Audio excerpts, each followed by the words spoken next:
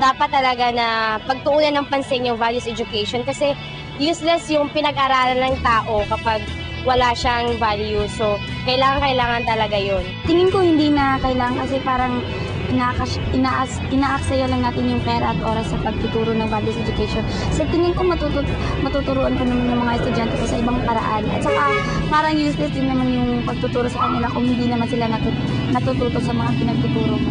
Oo, kasi anong gamit ng mga informasyon na ituturo ng mga teachers kung hindi naman magagamit sa maayos na paraan, di ba? Hindi. Bakit po?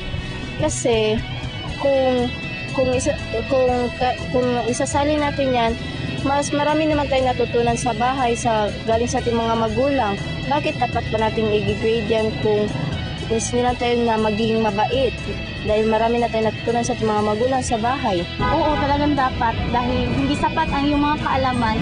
Kailangan mo rin itong lakipan ng wastong pag-ugali para ikaw ay uminat. Para sa akin, hindi. Kasi yung mga estudyante ngayon, marami na silang pinag-aralan, mga 8 to 9 subjects a day. Sa kanila, makapastress. Kaya hindi. Pero sa akin, kung sa akin lang, pwede naman pag yung mga teacher lang yung kung nasa kanila, depende sa kanila kung marunong silang dumisiplina sa mga bata. Oo, dahil ang paralan ay pangalawa na rin tahanan ng mga bata.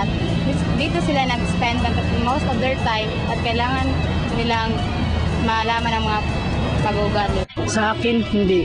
Dahil mayroon naman tayong tahanan na nagtuturo sa atin ng values, di ba?